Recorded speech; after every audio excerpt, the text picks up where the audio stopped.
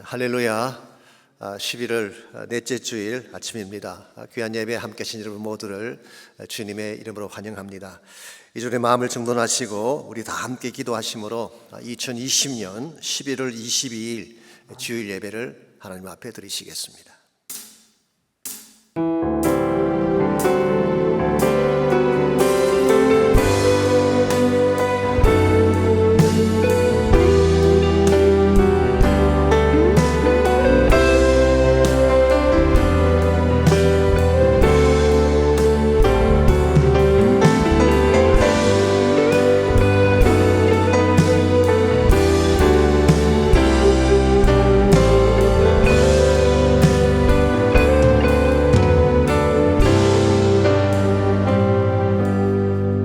온 땅에 여호와께 즐거운 찬송을 부를지어다. 기쁨으로 여호와를 섬기며 노래하면서 그의 앞에 나아갈지어다. 여호와가 우리 하나님이신 줄 너희는 알지어다. 그는 우리를 지으시니요 우리는 그의 것이니 그의 백성이요 그의 기르시는 양이로다. 감사함으로 그의 문에 들어가며 찬송함으로 그의 궁정에 들어가서 그에게 감사하며 그의 이름을 송축할지어다. 여호와는 선하시니 그의 인자심이 영원하고 그의 성실하심이 대대에 이르리로다. 아멘. 이 아침 살아계신 하나님을 전심을 다하여 찬양합니다. 우리를 창조하실 뿐만 아니라 우리의 목자가 되셔서 우리 삶의 터전을 이끌어 주시고 우리에게 참된 축복을 안겨주신 하나님 감사합니다. 이 아침 우리가 전심을 다해 예배할 때에 주의 영광이 선포되게 하시고 하늘의 은혜가 임하는 거룩한 아침 되게 하여 주시옵소서. 예수님의 이름으로 기도하옵나이다. 아멘.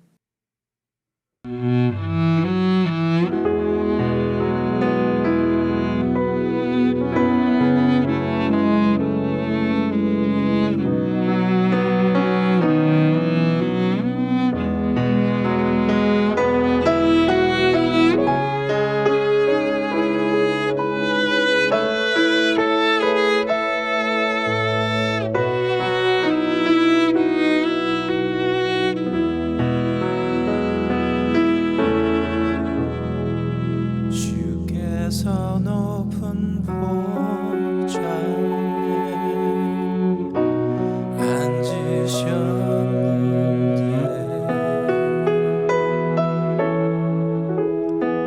그 옷자락은 성전에 가득하도다.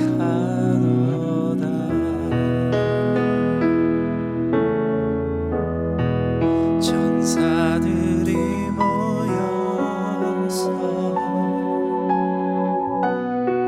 서로 장화하며 외치니 그 소리는 성전에 가득하도다.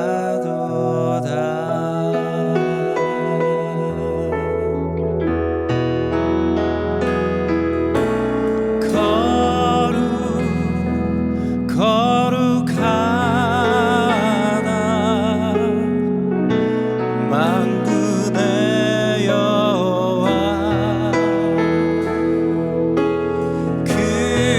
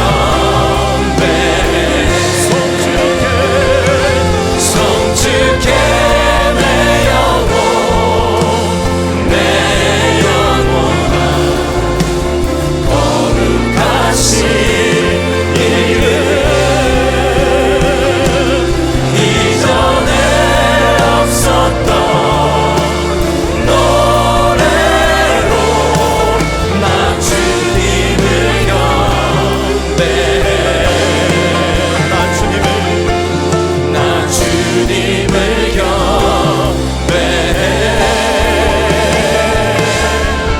나 주님을 경배해.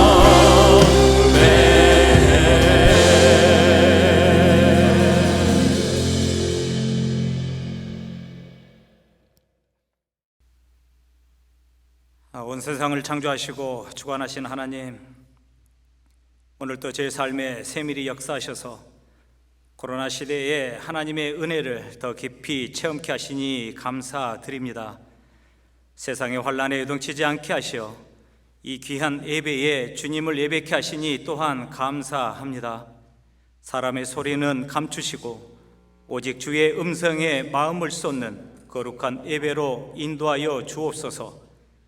우리 마음을 울리는 찬양이 되지 않게 하시고 신령과 진정으로 주의 임재를 체험하는 영적 예배 되게 하여 주옵소서. 감사의 계절입니다. 코로나로 잊어버렸던 입술의 감사가 회복되길 소망합니다. 삶은 힘들어졌고 사역은 막힌 것 같지만 가난한 심령으로 광야 예배에 나아가니 저우심의 은혜가 넘쳐 감사입니다. 매일마다 새벽 기도에 더 통회함으로 부르짖게 하시니 이 또한 감사입니다. 특별히 감사의 주간 온 성도가 추수 감사 연합 예배로 나아갑니다. 코로나 시기에도 행하신 하나님의 그 일방적인 사랑과 은혜를 붙드는 귀한 시간 되게 하여 주옵소서. 어려운 시기에 온라인으로 행한 제자 훈련이 주님이 지신 십자가 기쁨으로 지고 고난의 잔을 마저 채우는 주님의 참된 제자들로 세움받게 하여 주옵소서. 주님, 이 시대의 청년들을 붙들어 주옵소서. 세상과 타협하라는 사탄의 음성을 생명의 말씀으로 물리치게 하시고 뜻을 정하여 세상과 맞선 다니엘처럼 신앙에 굳건히 서서 세상을 넉넉히 이기는 믿음의 자들로 세워 주옵소서. 내일 떠나는 프레즈노 몽족 선교가 주의 십자가 사랑만을 전하게 하시고 복음의 가치를 무너뜨린 악한 세력에 맞서 승리의 계가를 부르시게 할 주님만 바라보게 하옵소서. 내가 다시는 여호와를 선포하지 아니하며 그의 이름으로 말하지 아니하리야 하면 나의 마음이 불붙는 것 같아서 골수에 사무치니 답답하여 견딜 수 없다 선포했던 예레미야처럼 주님, 저희 교회의 모든 기도 모임과 모든 예배의 창과 모든 선교의 비전을 향해 불릴 듯 일어나는 교회 되게 하여 주시옵소서. 특별히 박성근 당신 목사님께 성령의 기름 부으심으로 날마다 충만케 하여 주시사 주의 몸된 교회와 이 땅의 회복과 치유를 위해 부르짖을 때마다 하늘에서 들으시고 이 땅을 고치시는 하나님의 은혜의 역사가 이룩되게 하여 주시옵소서. 오늘 목사님을 통하여 선포되어지는 그 능력의 말씀이 낙심될 때 위로가 되게 하시고 절망될 때 또 다른 사명으로 세움 주시는 주님을 찬양케 하옵소서. 코로나 시대에 믿음으로 사는 것이 힘들지라도 세상 논리와 가치에 무릎 꿇지 않고 마지막 때 주님 앞에 서는 자들로 남게 하여 주옵소서. 지금도 살아계시고 영원히 함께 하실 예수 그리스도 이름으로 간절히 기도하옵나이다.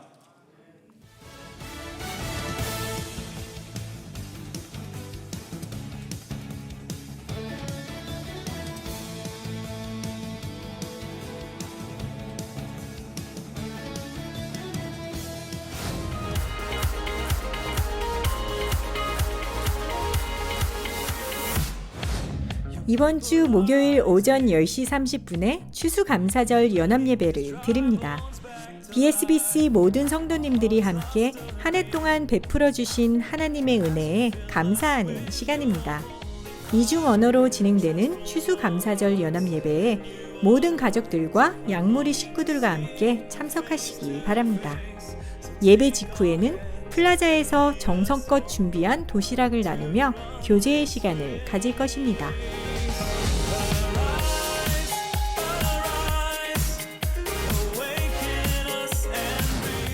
저희 교회의 비전은 KFC입니다. 선교 중심의 교회로 쓰임받을 수 있도록 계속 기도해 주시고 선교를 위한 헌신에도 동참해 주시기 바랍니다. 말레이시아에서 최정길 선교사님이 보내오신 선교 현장의 사진들입니다.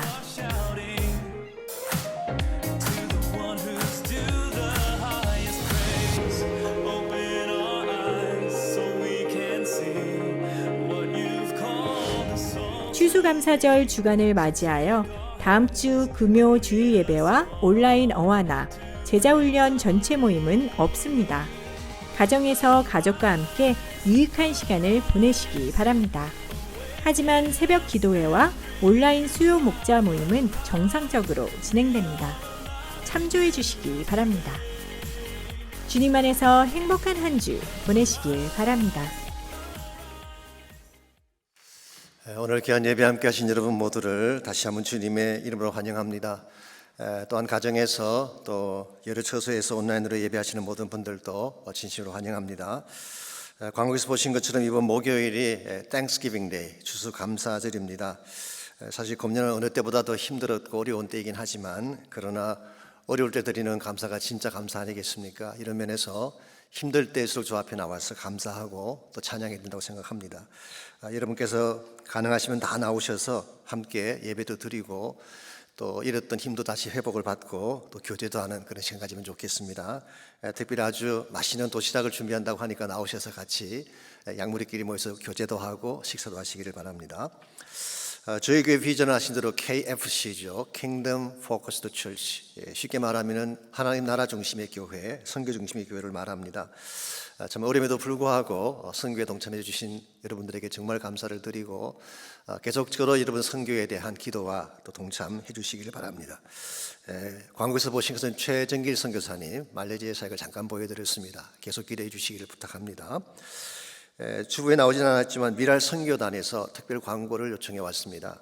11월 26일 저녁 8시에 미랄의 밤을 갖는다고 합니다. 직접 만날 수는 없고 유튜브 채널을 통해서 볼 수 있다고 하니까 특별히 우리 이지선 자매가 강사로 나오고 찬양과 아주 좋은 그런 프로그램들이 많다고 하니까 여러분께서 검색하여 들어가셔서 함께 해주시기를 바랍니다. 그 외 나머지 광고들 잘 참조하셔서 도와주시면 좋겠습니다. 이 시간 우리 드릴 헌물을 위해서 함께 기도하겠습니다. 하나님 감사합니다. 참으로 어렵고 힘든 한 해를 보냈습니다.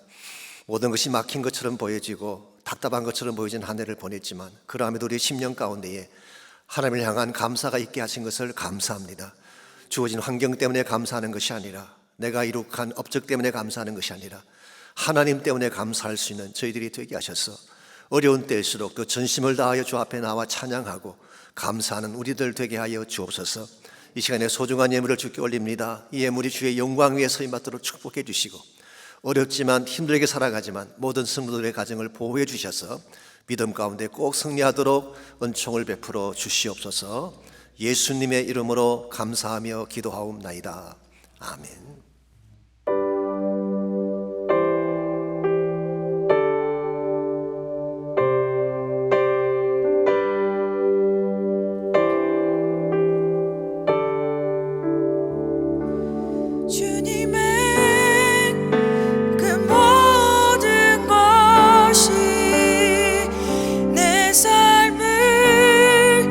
가득 채우네 내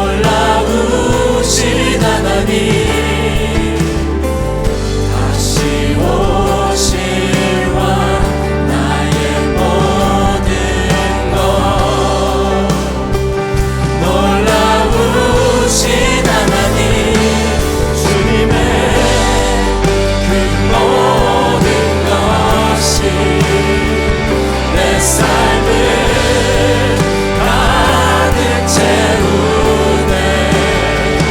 내 모든 갈증과 비교 주 사랑 그로 만족시키니 부족함 없네.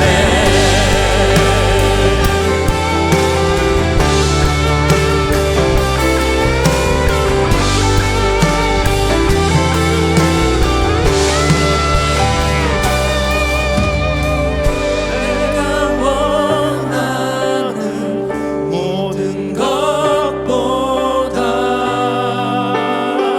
부족함 없는 나의 주님, 내가 말하고 아는 것보다 더욱더 놀라우신 주님, 내가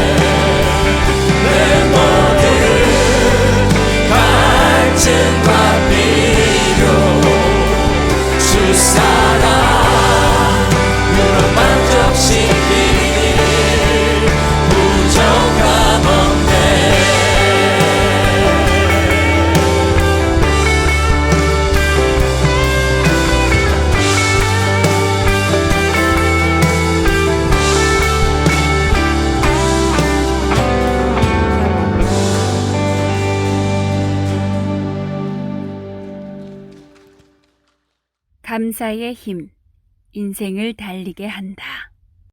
시편 116편 5절로 14절까지 말씀입니다. 여호와는 은혜로우시며 의로우시며 우리 하나님은 긍휼이 많으시도다. 여호와께서는 순진한 자를 지키시나니 내가 어려울 때에 나를 구원하셨도다. 내 영혼아, 내 평안함으로 돌아갈지어다. 여호와께서 너를 후대하심이로다. 주께서 내 영혼을 사망에서, 내 눈을 눈물에서, 내 발을 넘어짐에서 건지셨나이다. 내가 생명이 있는 땅에서 여호와 앞에 행하리로다. 내가 크게 고통을 당하였다고 말할 때에도 나는 믿었도다. 내가 놀라서 이르기를 모든 사람이 거짓말쟁이라 하였도다. 내게 주신 모든 은혜를 내가 여호와께 무엇으로 보답할까? 내가 구원의 잔을 들고 여호와의 이름을 부르며 여호와의 모든 백성 앞에서 나는 나의 서원을 여호와께 갚으리로다. 아멘. 감사도 힘이라는 사실을 알고 계십니까? 힘이라고 하는 것은 무엇을 움직이는 에너지를 말하죠. 예컨대 수레 한 대가 길바닥에 멈춰 서 있을 때 누군가 와서 수레를 밀면 수레가 움직이기 시작하잖아요. 이것이 파워입니다. 근데 감사에도 이와 같은 힘이 있다는 것입니다. 실제로 몇 년 전에 감사의 힘, Thank You Power라고 하는 책이 출간된 적이 있습니다. 여기 유명한 방송인이요, 저널리스트이기도 한 데보라 노빌이라고 하는 여자분이 쓴 베스트셀러입니다. 그 책에 보게 되면 감사가 가져온 기적 같은 이야기들이 많이 등장하고 있습니다. 한 번은 이분이 피츠버그 공항에서 뉴욕으로 가는 비행기를 기다리고 있었습니다. 탑승하려고 줄을 서 있는데 방송이 나왔습니다. 승객 여러분, 뉴욕행 비행기가 갑자기 취소가 되었습니다. 이 말을 듣자마자 승객들이 노도같이 게이트로 달려가서 직원들에게 따지기 시작했습니다. 환불해달라는 사람도 있고 다른 비행기를 빨리 마련하라고 난리치는 사람들도 있었습니다. 이 데보라도 그 사람들 틈 사이에서 이리저리 떠밀려 가는데 뒤에서 누군가의 가방이 팔을 쳤습니다. 팔에 멍이 들었지만 미안하다는 말 한마디조차 없었습니다. 화가 치밀대로 치밀었습니다. 비행기는 취소되었고 팔은 아프고 더구나 비행기를 타지 못하면 생방송으로 진행해야 될 방송에 사고를 내야 되는 상황이었습니다. 마음은 조급하고 화는 나고 발을 동동 구르며 비행기 스케줄을 바꾸기 위해 긴 줄을 서서 기다리고 있는데 앞쪽을 보니까 직원들도 승객들에게 시달려서 녹초가 되어 있었습니다. 그때 문득 자신의 마음속에 데비야 그래도 감사해야지 라는 음성이 들려왔대요. 아마도 주님의 음성이었던 것 같습니다. 처음에는 무시했습니다. 아니 뭐가 감사해요? 하나님도 분위기 봐가며 말씀하세요 라고 말하고 싶었대요. 그랬는데도 불구하고 계속 그 음성이 들려와서 오케이 감사할게요 라고 억지로 말을 해버렸습니다. 근데 참 신기한 것은 그 말을 하는 순간부터 마음이 편안해지면서 감사하다는 단어가 나오기 시작했습니다. 비행기가 지연되었을 뿐이지 사고가 나지 않은 것이 감사했고 혹시 스케줄대로 탔더라면 죽을 수도 있는데 살려주신 게 감사하고 자기만 못 타게 하리라 다른 사람도 같은 처지라는 사실이 감사해서 감사가 자꾸 터져 나온 것입니다. 그러다 보니까 얼굴이 밝아지고 자기 차례가 되어서 직원들 앞에 섰을 때 자신도 모르게 땡큐라고 말을 해버렸어요.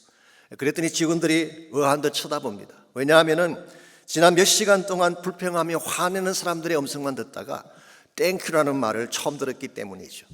그때 그 직원이 밝게 웃으면서 모든 게 잘 되기를 바라요 라고 득담을 해 주었습니다. 그러고 나서 비행기를 갈아타기 위해 다른 터미널로 이동을 하고 있는데 조금 전에 만났던 그 직원들을 캐프테리아 앞에서 다시 만나게 된 것입니다. 그랬더니 그 직원 중에 한 명이 아마 직급이 좀 높은 분인 것 같습니다. 자기 명함을 주면서 혹시 비행기가 여의치 않으면 연락을 달라고 했습니다. 그래서 또 땡큐하고 열심히 터미널로 달려갔는데 아니나 다를까 도착해 보니까 이미 좌석이 꽉 차 있었어요. 역시 오늘은 안 되구나 라고 돌아서려고 하는데 승무원 한 명이 그에게 다가왔습니다. 그리고 이렇게 말을 합니다.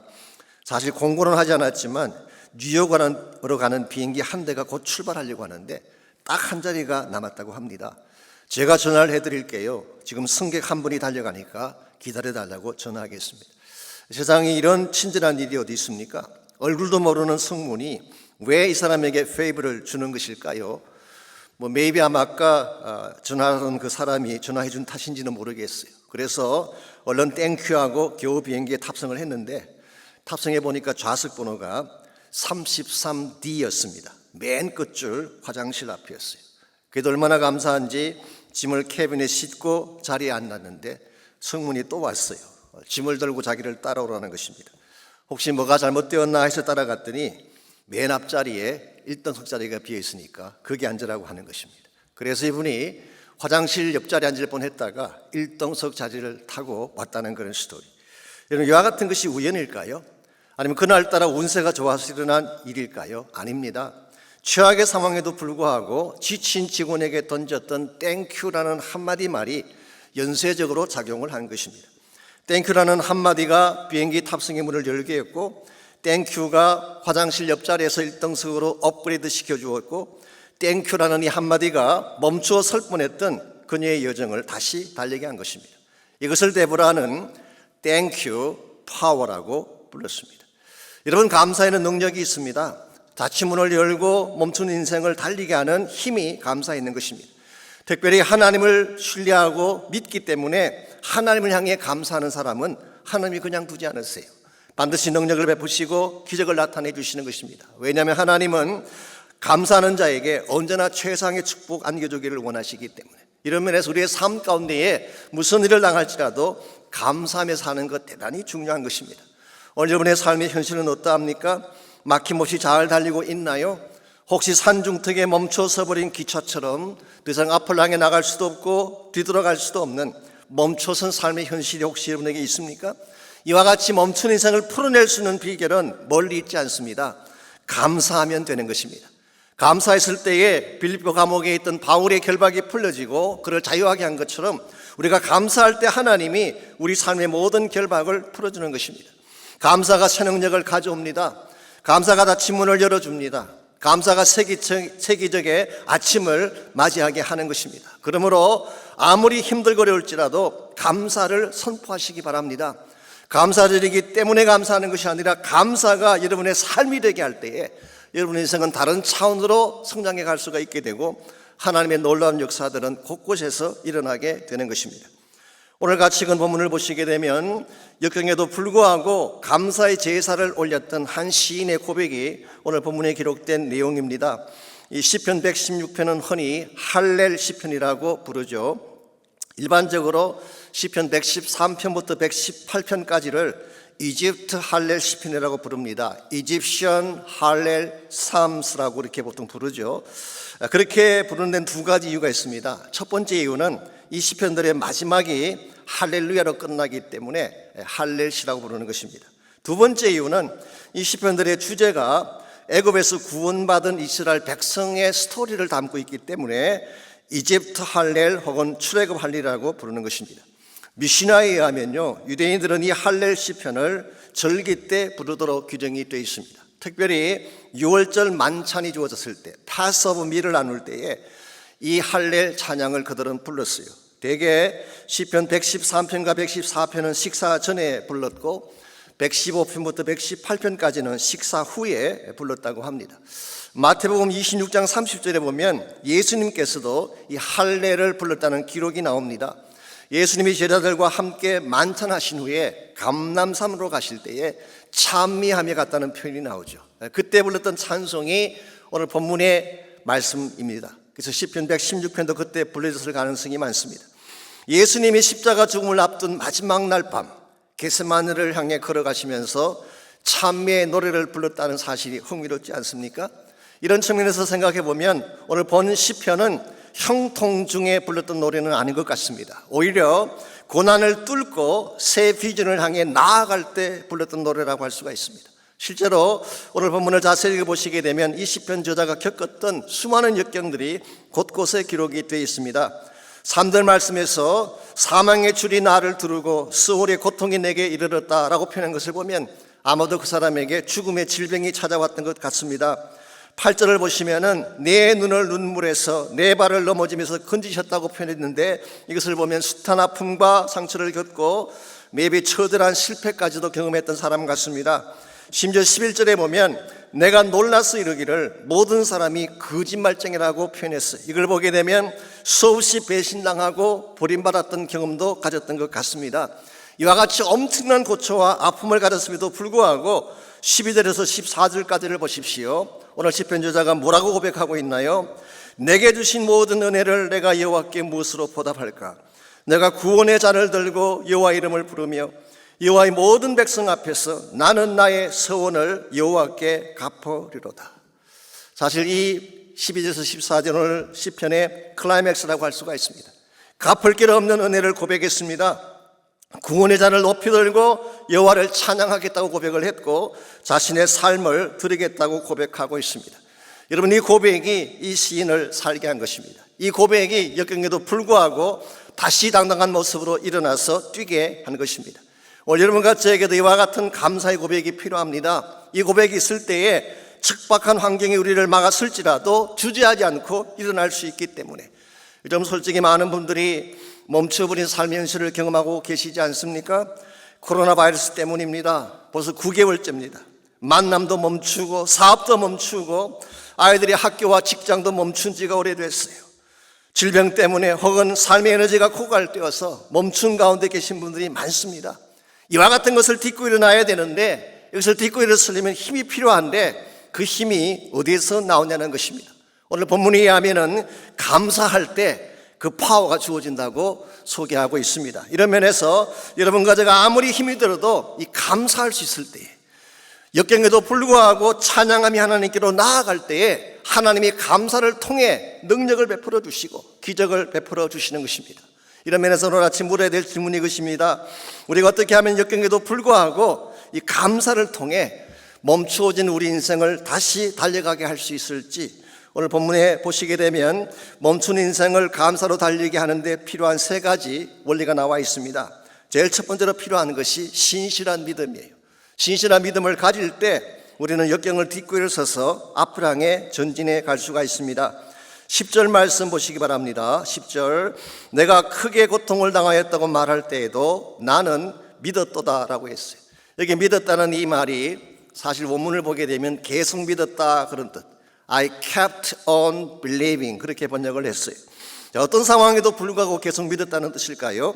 큰 고통의 순간이 찾아왔는데 어떤 성경 번역은 나의 삶 전체가 다 산산조각이 났다 그렇게 번역했어요. 내 인생 전체가 다 완전히 부서졌는데도 불구하고 I kept on believing God, 나는 계속해서 하나님을 믿었다는 것입니다. 저는 이와 같은 것이 신실한 믿음이라고 생각을 합니다. 우리가 잘되고 편안할 때 하나님 믿는 것이야 누구나 할 수 있는 것이죠. 근데 모든 상황이 나를 어게인스트하고 모든 희망이 다 깨어져 보여도 여전히 하나님을 향해 믿음을 끈을 놓지 않는 것, 이게 사실은 우리를 달리게 하는 믿음이라는 것입니다. 사실 오늘 본문을 기록한 시편 저자가 누구인지는 정확하게 알 수가 없습니다. 그럼에도 불구하고 유태인들의 전통에 의하면 히스기야 왕이 기록했지 않았을까 그렇게 제시를 하고 있습니다. 그 근거가 이사야 37장과 38절의 내용, 38장에 나오는 내용 때문입니다. 거기에 보시게 되면 히스기야가 겪었던 2가지 중대한 위기가 나오죠. 하나는 국가적인 위기, National Crisis. 두 번째는 개인적인 위기, Personal Crisis가 37장과 38장에 나옵니다. 먼저 국가적인 위기는 아스루 왕 산헤립이 18만 5천 대군을 이끌고 예루살렘을 포위한 사건이죠. 그때 히스기야는 속수무책이었습니다. 아이를 낳으려고 하나 해산할 힘이 없다고 할 정도로 절망적인 상황이었죠. 두 번째로 개인적인 위기는 그의 삶에 찾아온 죽음의 질병 때문이었습니다. 정확하진 않지만 본문을 쭉 읽어보게 되면 아마도 히스기야가 걸렸던 병이 요즘 말로 말하면 캔서, 악성 종양이었을 가능성이 많습니다. 자, 이와 같은 죽음의 질병 앞에 히스기야가 통곡하며 우는 장면이 나오는데 오늘 본문의 내용과 여러 면에서 오버랩되는 것을 볼 수가 있습니다. 그래서 maybe 히스기야가 오늘 본문에 저자일 가능성도 있죠. 어쨌든 이 위기 앞에서 히스기야는 어떻게 했나요? 믿음을 포기하지 않았어요. 오히려 자기 옷을 찢고 굵은 베옷을 입고 여호와의 전으로 나아갔습니다. 즉 하나님의 성전에 나아가서 기도하면 거기로부터 능력이 나온다, 기적이 일어날 수 있다는 사실을 믿고 본인도 기도했지만 이사야 선지자에게도 기도를 부탁하고 전심을 다해 하나님께 매어 달렸어요. 그 결과 어떻게 됐나요? 산헤립의 18만 5천 대군이 하룻밤 사이에 전멸을 했습니다. 그리고 히스기야의 삶을 공격했던 질병은 깨끗하게 떠나가게 되죠. 그래서 우리가 아는 바처럼 15년을 더 살지 않았습니까? 특별히 이사야 38장 17절 이하를 보면 히스기야 왕이 죽음의 질병을 안고 기도할 때에 기도했던 내용이 다음과 같이 소개가 되어 있습니다. 먼저 17절 읽습니다. 보옵소서, 주께서 내게 큰 고통을 다하신 것은 내게 평안을 주려 하심이라. 주께서 내 영혼을 사랑하사 멸망의 구덩이에서 건지셨고 내 모든 죄를 주의 등 뒤에 던지셨나이다. 20절 말씀 봅니다. 여호와께서 나를 구원하시리니 우리가 종신토록 여호와의 전에서 수금으로 나의 노래를 노래하리이다. 여러분, 여기에 보게 되면 히스기야가 믿었던 믿음의 구체적인 내용들이 나열되어 있습니다. 첫 번째로 그는 하나님의 선하심을 믿었어요. 비록 자기에게 질병이 찾아왔지만 하나님이 나를 해치기 위해 주신 것이 아니라 평안을 주시기 위함이다. 무슨 일이 벌어지더라도 하나님의 선하심을 의심치 않았어요. 두 번째는 하나님의 능력을 믿었습니다. 주께서 나를 사랑하사 멸망의 구덩이에서 건지셨고 내 모든 죄를 주의 등 뒤에 던지셨다고 표현했습니다. 이게 다 완료형입니다.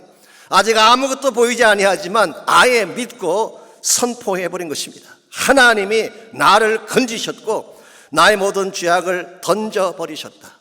여러분, 이것은 막연한 바람이 아닙니다. 우리 흔히 말하는 잘 될 거야, it's gonna be okay, 이런 차원의 긍정적인 사고방식하고는 다른 것입니다. 실제로 하나님의 능력이 자신을 건져내심을 고백한 것이죠. 이 하나님의 능력을 신뢰한 것입니다. 세 번째로 최상의 결과를 믿었어요. 하나님께서 이 모든 것을 합력하여 최상의 결과를 주신다는 사실을 그는 믿었어요. 우리가 이것을 뭐라고 표현하나요? 섭리라고 말하는 것입니다. 모든 것이 합력하여 선을 이루는 것이 하나님의 섭리죠. 그랬기에 20절에서 그는 고백하기를 종신토록 여호와의 전에서 수금으로 나의 노래를 노래하겠다고 고백한 것입니다. 이런 면에서 지금 우리 눈앞에 보이는 현실이 중요한 게 아니라 현실 너머에서 일하시는 하나님을 바라보는 것이 중요해요. 여러분, 현실만 보게 되면 낙심할 수밖에 없고 절망할 수밖에 없습니다. 그러나 그 너머에서 일하시는 하나님을 바라보고 하나님의 능력과 하나님의 선하심을 신뢰하게 되면 감사할 수 있는 거예요. 그러므로 참된 감사라고 하는 것은 하나님을 믿음으로 주어지는 것이지 막연한 생각에서 감사가 오는 것이 아닌 것입니다. 언젠가 스킵 하이징 목사님이요, 뉴멕시코 알바쿠키에서 목회하시는 귀한 분이시죠. 이 베드로에 대해 설교하시면서 이런 말씀하는 걸 들은 적이 있습니다. 제가 언젠가 요한복음 다룰 때 한번 소개해드렸는데요, 사도행전 12장에 보시게 되면 헤롯 왕이, 거기 나오는 헤롯 왕은 아그리파 1세를 말합니다. 야고보를 처형한 후에 베드로마저 죽이려고 그를 체포해서 감옥에 집어넣습니다. 근데 그때가 마침 무교절 기간이었기 때문에 6월절이 지나면 처형하려고 감옥에 쇠사슬을 묶어서 투옥을 시켜 놓은 것입니다. 사실 예루살렘 교회 입장에서 본다면 엄청난 위기라고 할 수가 있죠. 야고보도 죽었는데 베드로마저 세상 떠난다면 교회가 어떻게 되겠어요? 그랬는데요, 형 집행 전날 밤 베드로가 아주 고나게 잠을 잤다고 성경 기록합니다. 사도행전 12장 6절과 7절 보면 나와 있어요. 얼마나 고나게 잤느냐고 하면 천사가 옆구리를 쳐서 깨울 때까지 세상 모른 채 잠에 골아 떨어진 것입니다. 여러분, 아무리 베드로가 낙천적인 사람이라고 하지만 이게 과연 가능할까요? 날이 밝으면 형장으로 끌려가서 처형당할 사람이 어떻게 이렇게 편안하게 코를 골며 잘 수가 있을까요? 믿는 바가 있었기 때문입니다. 무엇을 믿었을까요? 스킵 하이징 목사님은 그것을 요한복음 21장 18절에서 예수님께서 하신 말씀 때문이라고 보았어요.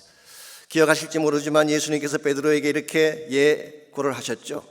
너가 젊어서는 스스로 띠띠고 원하는 곳으로 다녔지만 늙어서는 내 팔을 벌리리니 남이 너에게 띠띠우고 원치 않는 곳으로 데려가리라. 이 고난에 대한 말씀을 주시면서 너는 젊어서 죽는 게 아니라 나이가 늙어서 죽는다, 그 말씀하셨어요. 베드로의 마음속에 확 꽂힌 것입니다. 아하, 나는 젊어서 죽을 형편이 아니라 나이가 든 후에 죽는구나. 그러므로 지금 자기 앞에 날이 밝으면 처형당하는 사건이 있지만 베드로는 염려하지 않습니다. 아직 주님 말씀하신 시간이 아니니까 안 죽을 거야. 데빌 리빙스톤이 평소에 늘 했다는 말처럼 천직을 다할 때까지는 절대 안 죽어. somehow 하나님이 나를 건져주실 거야, 이 확신을 했기 때문에 처형 전날 밤 코 골면서 잠을 잔 거예요. 저는 이것을 믿음이라고 생각합니다. 이와 같은 믿음이 있을 때 우리 마음속에 평안이 주어지는 거예요. 아무리 환경이 나를 어게인스트해도 이 믿음을 가진 자를 누구도 무너뜨릴 수가 없는 것입니다. 이런 면에서 저는 여러분 한 분 한 분이 보이는 현실만 보고 낙심하기보다 보이지 않지만 나를 건져내시고 나를 축복하실 하나님을 신뢰하시기를 바랍니다. 이 믿음 가운데 거하게 될 때에 평안이 내 마음속을 지배하게 되고, 그때 하나님이 실제로 옥문을 깨뜨려 주시고 쇠사슬을 끊어 주시고 우리 삶을 앞으로 향해 전진하도록 도와주시는 것입니다. 이런 면에서 우리가 이 고난을 넘어서서 전진해 가기를 진짜 원한다면 신실한 믿음이 필요합니다. 두 번째로 필요한 것이 은혜에 대한 인식입니다. 우리가 감사의 능력으로 달려가기를 원한다면 은혜가 무엇인지를 인식을 해야지 이것이 가능한 것입니다. 은혜를 모르면 감사가 나올 수가 없습니다. 우리가 읽지 않았지만 17절을 보시게 되면 오늘 본문을 기록한 저자가 감사제를 드리겠다는 고백이 나오지 않습니까? 이와 같이 최악의 상황에도 불구하고 감사제를 드리겠다는 근거가 뭘까요? 제가 한마디로 결론부터 요약해 드리면 은혜 때문에 그렇게 말한 것입니다. 5절 말씀 보십시오. 여호와는 은혜로우시며 의로우시며 우리 하나님은 긍휼이 많으시도다. 이 시편 저자가 인식한 하나님은 은혜가 많으신 하나님, 하나님의 은혜를 마음에 품었기 때문에 감사제를 드릴 수 있었던 것이죠. 6절에서 8절까지를 계속 보시게 되면 이 은혜에 대한 구체적인 내용들이 6절에서 8절에 나열이 되어 있습니다. 여호와께서는 순진한 자를 지키시나니 내가 어려울 때에 나를 구원하셨도다.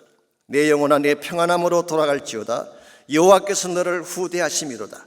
주께서 내 영혼을 사망해서 내 눈을 눈물에서 내 발을 넘어짐에서 건지셨나이다. 여기 네 가지 동사가 나옵니다. 이 네 가지 동사는 하나님이 이 시편 저자에게 베푸신 은혜의 구체적인 액션을 의미하는 것입니다. 첫 번째로 6절에 보면은 지키십니다. protect. 두 번째로 구원하셨다고 했어요. 어려울 때 어려움에서 건져내 주신 것입니다.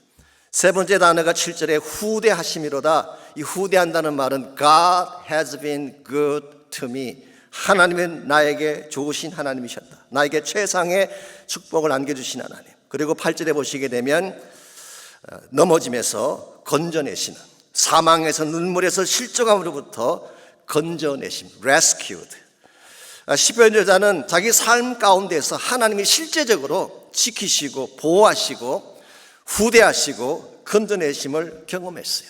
이와 같이 엄청난 은혜를 경험했기 때문에 12절에서 그는 뭐라고 고백을 하고 있나요?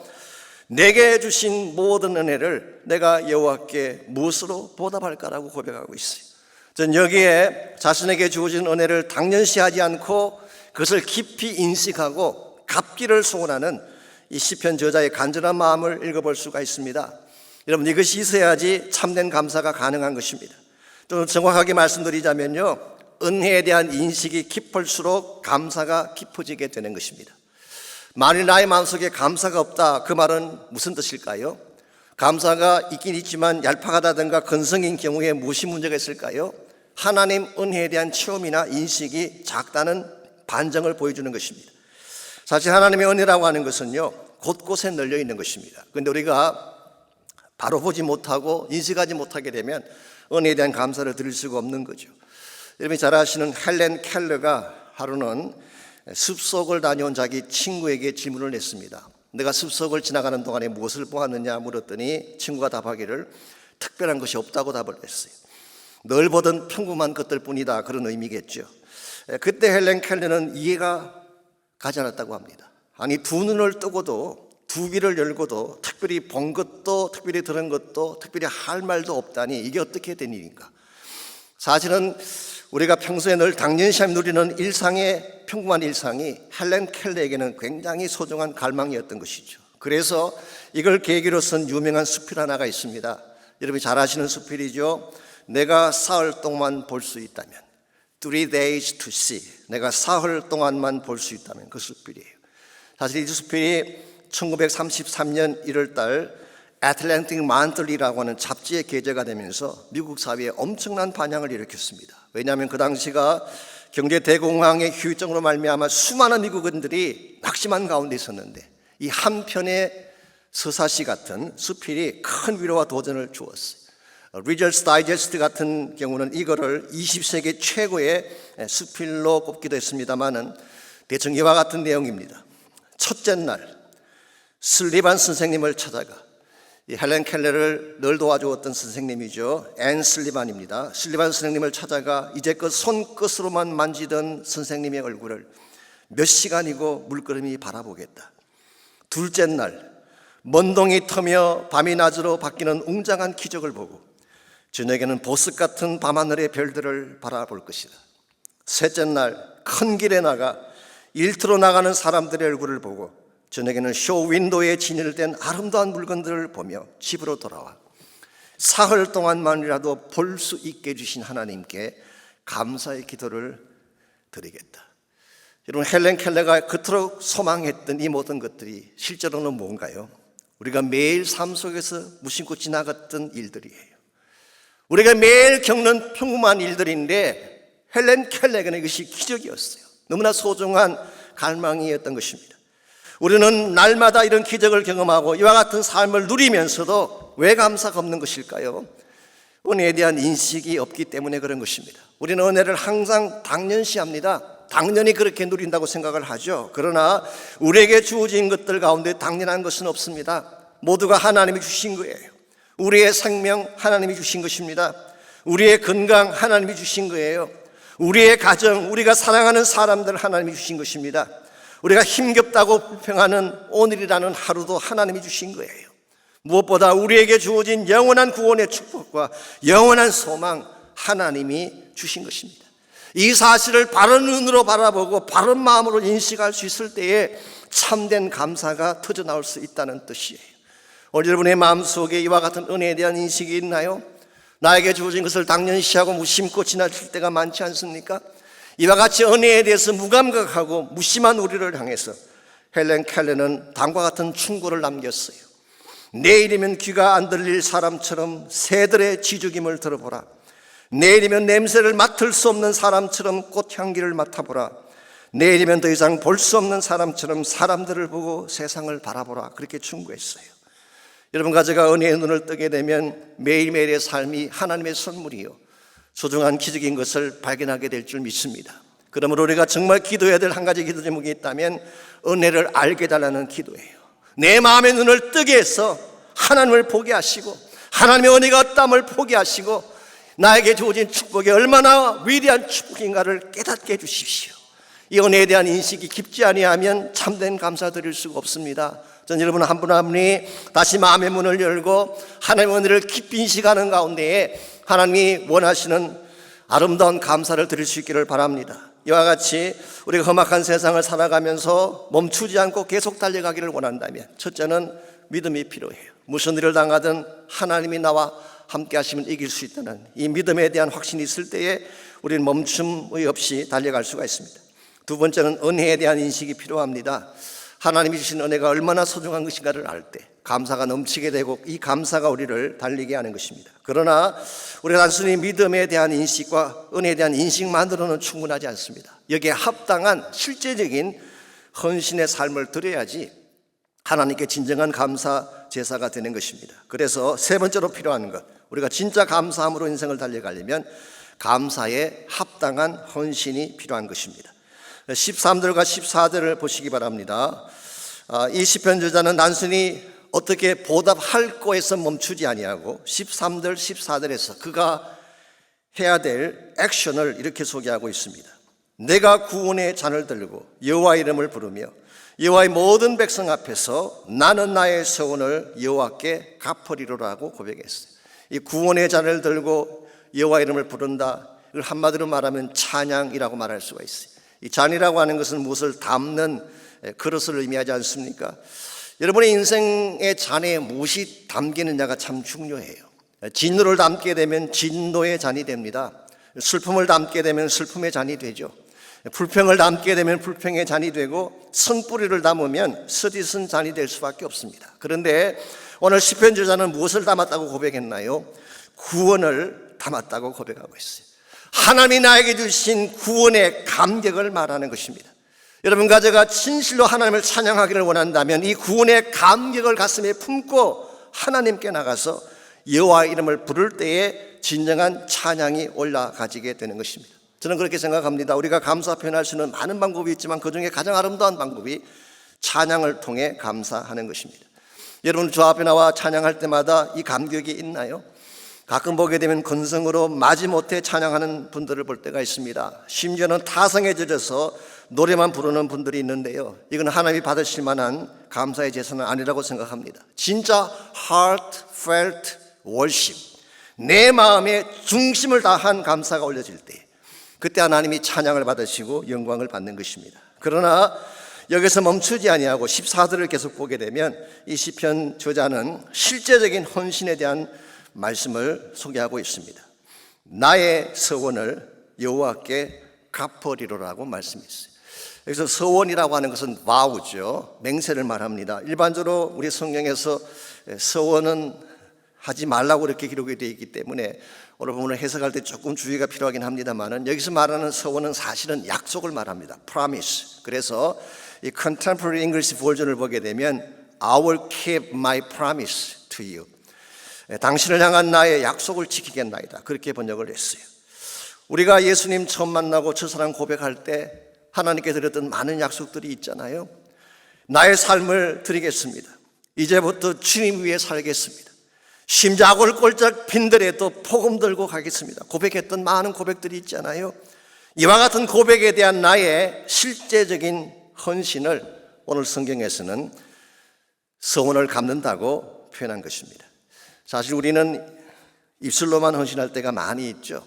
예배 드릴 때나 교회 안에서는 무엇인건 다 할 것처럼 고백을 하지만 실제 삶의 현실로 돌아가면 언제 그러냐는 듯이 살 때가 있잖아요. 아닌가요?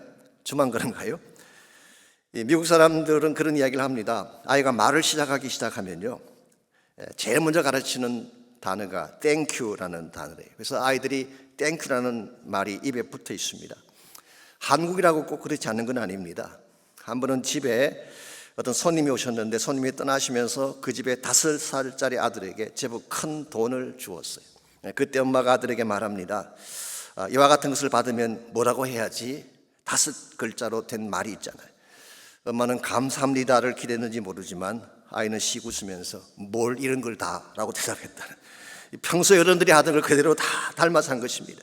여러분이 아이들에게 감사를 가르치려면 먼저 여러분이 바른 감사자가 돼야지 바른 감사를 가르칠 수가 있습니다. 이 감사라고 하는 것은 물론 언어로도 표현이 되지만 말만으로는 충분하지 않습니다. 삶을 통한 실천이 있을 때에 바른 감사가 되는 것이죠. 제가 몇 년 전에 TV 광고를 보는 중에 혹시 여러분 지미 팔론이라는 분 아십니까? 우리 MBC TV의 투나잇 쇼를 진행하는 분이시죠. 그분이 광고에 나와서 이런 말하는 걸 들었어요. Thanksgiving is thanks and giving. 이 말장난처럼 보이지만 굉장히 저는 인사이트가 있는 말이 아닌가. Thanksgiving이 뭐냐? Thanks 한 후에 실제로 주는 것이라는 것입니다. Thanks and giving. 그러므로 우리가 그냥 말만 하는 것으로 끝나서는 진정한 차원의 감사를 드렸다고 할 수가 없습니다. 오늘 세상 사람들도 이와 같이 땡스기빙을 이해하고 있는데 하나님의 사랑을 받고 은혜로 구원받은 여러분과 제가 하나님 은혜에 대해서 말만 하고 끝난다면 이게 합당한 것이겠습니까? 사도 바울은 데살로니가전서 2장에서 우리가 감사하는 것이 마땅하다 그런 말씀을 했고요, 5장에서는 그것이 그리스도 예수 안에서 우리를 향하신 하나님의 뜻이라고 했어요. 이와 같이 마땅한 것이 감사이고 하나님의 뜻이 감사라고 하는데도 불구하고 여러분과 제가 감사하는 삶을 살지 않는다면 우리가 어떻게 하나님께 영광된 삶을 살아갈 수가 있겠어요? 오래전에 우리 R.A. 톨이라는 목사님, 이 바이올라 대학에서 총장으로 섬기실 때인데요, 오래전 이야기입니다. 이분이 한 번은 LA 지역에 있는 한 교회에서 설교를 하셨습니다. 그때 설교 중에 실화 하나를 예화로 소개를 했어요. 미국의 중동부에 있는 명문대학 중에 노스웨스턴 유니버시티라고 하는 유명한 대학이 있습니다. 일리노이주 그 에반스톤에 세워진 학교이죠. 물론 시카고에도 캠퍼스가 있긴 합니다만은 그러나 에반스톤 캠퍼스가 본교이죠. 미시간 호수를 끼고 있어서 진짜 아름다운 그런 캠퍼스입니다. 그랬는데 1860년 9월 8일 새벽 폭풍우가 몹시 불던 날인데 300여 명을 태운 배 한 척이 침몰당하는 사건이 벌어졌습니다. 그때 기숙사에서 잠을 자고 있던 에드워드 스펜스라고 하는 학생이 이 사실을 알고 밖으로 뛰어나왔어요. 그리고 로프를 자기 허리에다 메고 물속으로 뛰어들어가서 물에 빠지는 사람들을 구출해내기 시작했습니다. 사실 이 스펜스는 그 학교를 대표하는 수영 선수였습니다. 그래서 내가 가능했던 일이기도 하겠죠. 그러나 그 추운 새벽에 파도치는 물속에 들어가서 사람들을 구출해내는 것이 결코 쉽지 않았어요. 그럼에도 불구하고 이분은 800m나 되는 거리를 16번이나 왕래하면서 17명의 생명을 구출해내었습니다. 그리고 나서 본인은 기진막진해서 그 자리에서 쓰러졌어요. 문자 그대로 he collapsed. 그야말로 완전히 기진맥진해서 쓰러진 것입니다. 나중에 병원에서 눈을 떴지만 그 후유증 때문에 스펜서는 남은 평생을 불구자로 살며 휠체어를 타고 사는 신세가 됐습니다. 얼마나 희생적이면서도 히로익한 그런 영웅의 모습입니까? R.A. 톨이 목사님이 이 실화를 소개하고 강단에서 내려왔는데 놀랍게도 바로 그 집회 그 자리에 이제는 80이 다 된 에드워드 스펜스가 휠체어를 타고 앉아 있었던 것입니다. 그때 톨의 목사님이 스펜서에게 물었습니다. 오랜 세월이 지났지만 당신의 그날 밤을 생각할 때마다 가장 기억에 남는 것이 무엇이냐고 물었어요. 그때 스펜서가 쓸쓸한 표정을 지으며 이렇게 답을 했습니다. No one said thanks. 17명 중에 단 한 명도 나에게 감사하다는 말을 하지 않은 사실이라고 고백을 했어요. 자신의 몸을 버려가면서 자신이 콜랩스 되어져서 불구자가 되어가면서 그렇게 17명을 건져내었는데 그들 중에 한 사람도 감사하지 않았다는 사실이 충격적이지 않나요? 그런데 놀라운 사실이 무엇인지 아십니까? 이 동일한 현상이 오늘 우리에게도 있다는 사실이에요. 예수님은 스펜스 못지않게 자기의 삶을 우리를 위해 바치셨어요. 자기의 모든 영광을 다 포기하고 자신의 권리를 다 포기하고 온몸에 채찍을 맞고 살찜이 뜯겨져 나가고 심장이 파열되어지고 온몸에 피를 다 쏟아가며 여러분과 저를 건져주셨는데 우린 진정한 감사와 찬양을 그분께 올려드렸나요? 내 너를 위하여 몸 버려 피 흘려 주었건만 너 날 위해 무엇하느냐고 물으시는 주님 앞에 나는 주님을 이렇게 사랑했습니다, 이렇게 감사드렸습니다, 이렇게 찬양합니다 고백할 수 있을까요? 우리가 아무리 다른 것을 많이 해도 이 감사가 없다면 하나님의 은혜 앞에 바르게 나갈 수가 없습니다. 전 여러분 한 분 한 분이 참된 감사자가 되시기를 주의 이름으로 축원합니다. 감사할 때 감사의 능력이 여러분을 달리게 하는 거예요. 감사의 파워가 여러분을 일어서게 하는 것입니다. 감사할 때 하나님이 우리를 건져내어 주시고 보호해 주시고 기적 가운데 구출해 주셔서 하나님의 영광으로 살게 하시는 것입니다. 이런 면에서 오늘 여러분의 삶 가운데 혹시라도 멈춤의 사건이 주어졌다면 어떤 분은 고난 때문에 질병 때문에 멈춤도 계실 거예요. 경제적인 어려움이 우리 앞길을 가로막는 분도 계실지 모르겠습니다. 그럴지라도 여러분 아무리 코로나 바이러스가 우리 앞길을 가로막아도 그것 때문에 멈추지 마십시오. 오히려 구원의 잔을 높이 들고 하나님의 이름을 부르며 감사와 찬양으로 주께 나가시기를 바랍니다. 그때 하나님이 우리 앞길을 열어주실 것입니다. 우리를 보호하시고 건져내셔서 반드시 승리하게 하실 줄 믿습니다. 그러므로 이 아침 여러분과 제가 함께 기도할 때 정말 내 안에 이 감사가 회복되게 달라고 기도하시기를 바랍니다. 무심한 나의 심령 가운데 하나님 감사와 찬양의 영을 부어주셔서 주 앞에 나올 때마다 예배할 때마다 말씀 볼 때마다 감사의 감격이 내 가슴에서 터져나오게 하십시오. 여러분 기도하시기를 바랍니다. 여러분 우리에게 주어진 인생 우리 것 아닙니다. 예수님의 피값으로 산 인생이 됐어요. 주님은 여러분과 저를 위해 무엇 하나 아끼지 않고 다 주셨는데 나는 그분을 위해 무엇을 드렸나요? 우린 다시 한번 지난 날을 돌이켜보며 우리는 우리가 겪는 작은 고난만 생각하며 하나님 앞에 불평했는데 하나님이 우리에게 주신 은혜를 기억하며 우리의 모습을 다시 드릴 수 있는 그런 시간이 있기를 바랍니다.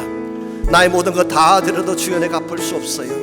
아무리 악한 영들이 나를 공격하고 악한 환경이 나를 어게인스트 해도 하나님의 은혜에 비하면 아무것도 아닙니다. 이 시간 주의 은혜 앞에 내가 무엇을 드리면 좋을지 무엇을 바쳐야 될지를 생각하며 결단의 기도 드리면 좋겠습니다. 혹시 여러분의 삶 가운데 역경이 가로막고 질병이 가로막고 인생의 발걸음을 멈추게 하는 그런 어려운 일들을 겪는 분이 계신가요? 감사함으로 하나님께 나가시기 바랍니다. 구원의 잔을 높이 들고 찬양의 잔을 높이 들고 여호와의 이름을 부르며 주 앞에 나가셔서 감격의 기도를 올려드리시기를 바랍니다. 하나님 반드시 풀어내어 주시고 새롭게 해주실 줄 믿습니다. 이런 의미에서 우리 모두가 한번 우리의 마음을 열고 내 심령 가운데 감사의 영이 임하도록 하나님 앞에 나의 전심을 드리며 헌신하며 기도하며 주의 영광 위에 살아갈 수 있도록 우리 다 같이 한 목소리로 기도하겠습니다. 하나님 감사합니다. 우리를 사랑해 주신 것 감사합니다.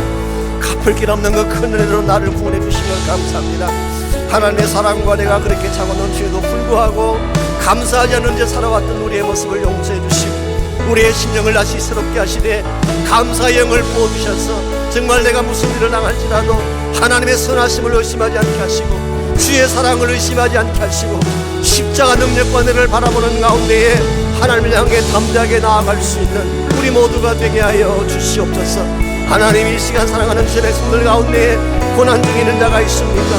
멈춰진 인생의 한복판에서 씨름하는 자가 있습니까? 구원의 잔을 높이 들고 여호와께 나갈 수 있는 힘을 허락해 주십시오. 믿음을 허락해 주십시오. 믿음의 능력으로 승리할 수 있는 모든 주의 백성 될 수 있도록 은혜를 베풀어 주시옵소서.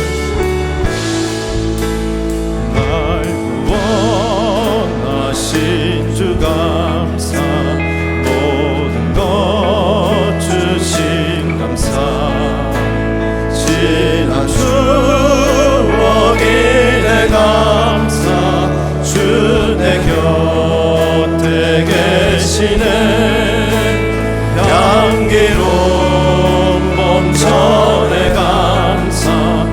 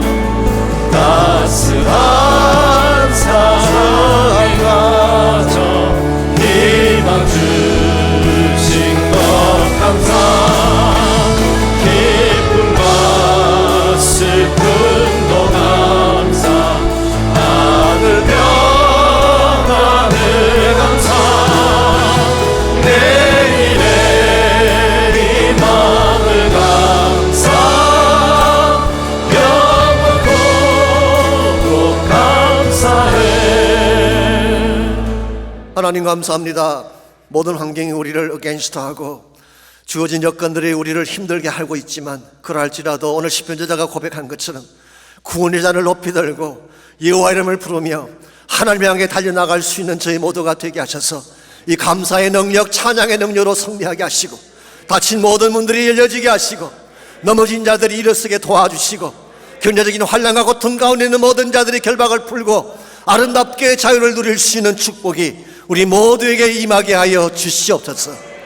이제는 우리 구주 예수 그리스도의 은혜와 하나님 아버지의 무한하신 사랑과 성령님의 충만한 임재하심이 이 시간 저 앞에 모여 예배하는 사랑하는 주의 백성 한 분 한 분에게, 가정에서 처소에서 여러 곳에서 예배하는 모든 사랑하는 주의 백성들 한 분 한 분에게, 그들의 가정과 삶의 터전과 자녀들과 자손들 위해 이제로부터 항상 함께 해주시기를 우리 주님 예수님의 이름으로 간절히 축원하옵나이다. 아멘.